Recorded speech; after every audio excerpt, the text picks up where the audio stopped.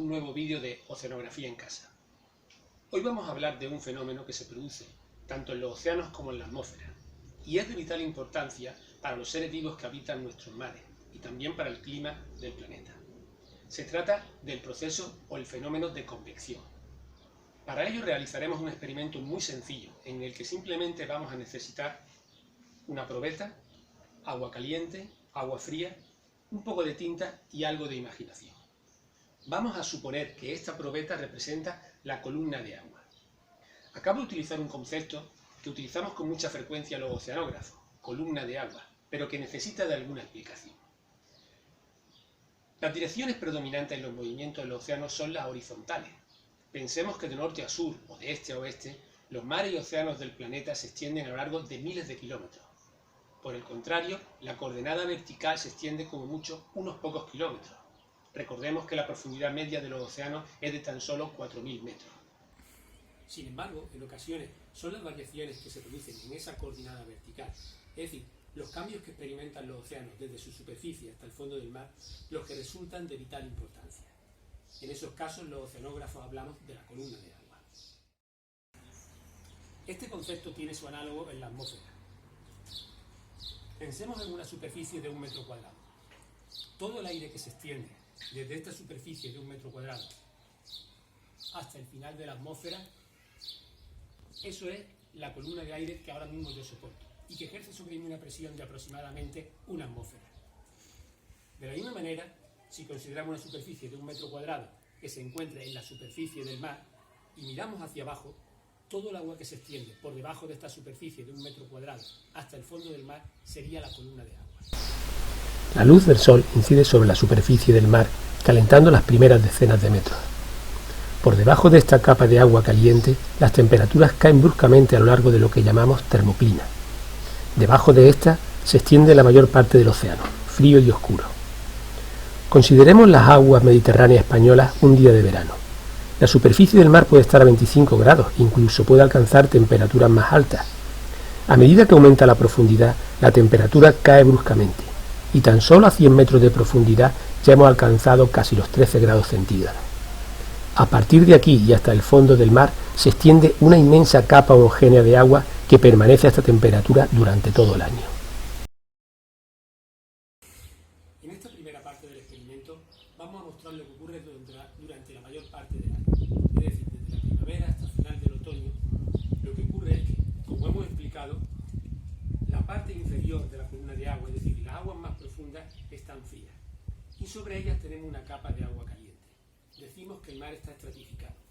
En ese caso no se produce el proceso de convección. Para mostrarlo vamos a utilizar por una parte agua fría que hemos sacado de la nevera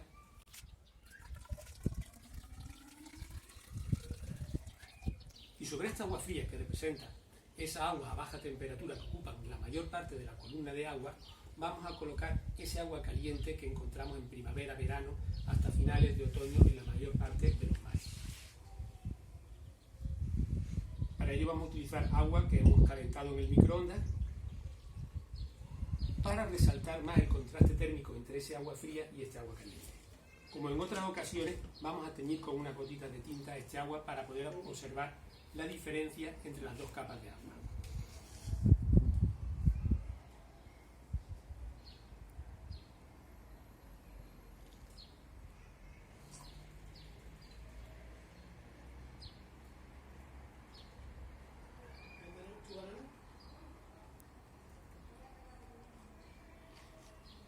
Es muy importante que al echar este agua caliente lo hagamos contra las paredes de la probeta, sino por la propia velocidad, es decir, por la inercia, caería el agua hacia el fondo.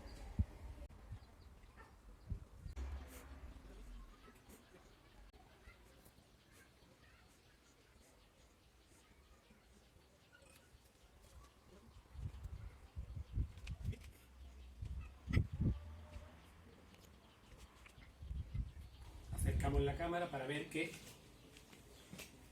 el agua caliente, al ser menos densa, queda en la parte superior de la columna de agua, por encima de esa capa de agua fría que se extiende hasta el fondo del mar, de tal forma que no se mezclan.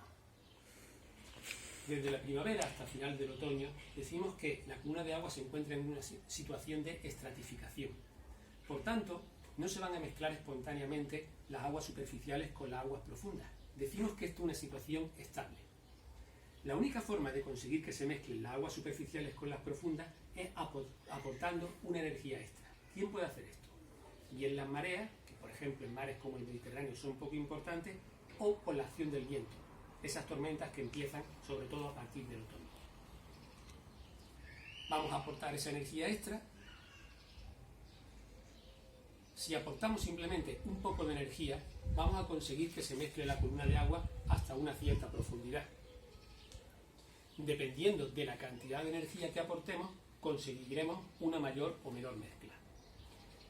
También será muy importante cuál es el contraste térmico entre ese agua cálida de la superficie y ese agua fría del fondo.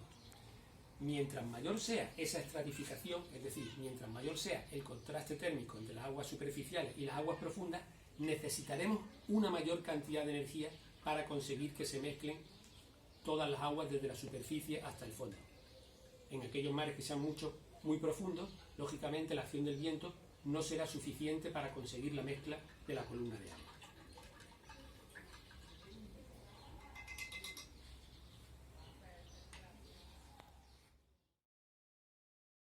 Ahora vamos a demostrar en qué consiste el proceso de convección. Al llegar el invierno, en algunas partes del planeta, el mar pierde una gran cantidad de calor en su superficie, calor que cede a la atmósfera, de tal forma que las capas superficiales del mar llegan a alcanzar una temperatura más baja que las capas profundas. Esto es una situación inestable que provoca una mezcla espontánea de toda la columna de agua. Para demostrarlo vamos a hacer la operación inversa a la anterior. Ahora vamos a llenar nuestra probeta con agua caliente.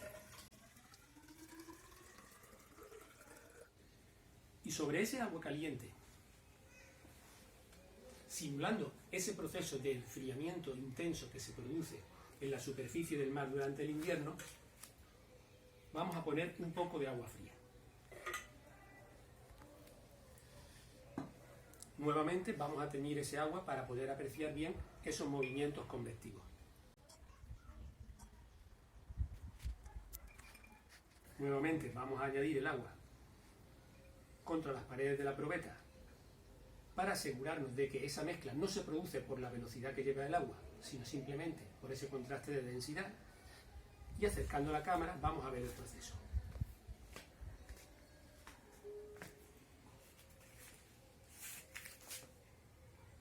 Observamos cómo, en cuanto empezamos a echar ese agua, sin necesidad de agitar el agua, es decir, sin tener que añadir una energía extra como ocurría en el caso anterior, el agua se va hacia el fondo. Es decir, no queda en la superficie como ocurría en el caso anterior. Y así espontáneamente se produce una mezcla de toda la columna de agua.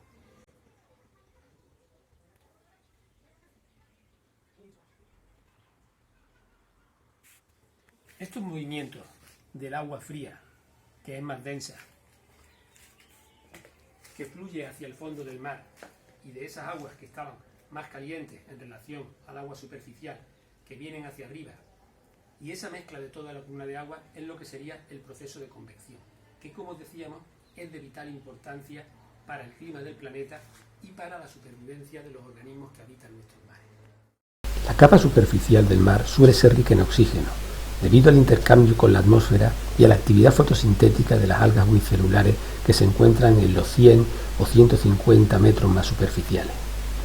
El calor cedido por el mar a la atmósfera en invierno produce el enfriamiento de estas aguas superficiales y en ocasiones genera una mezcla convectiva que permite la oxigenación de las aguas más profundas del mar. Bueno, esperamos que os haya gustado este vídeo y pronto ofreceremos nuevos vídeos de oceanografía en casa.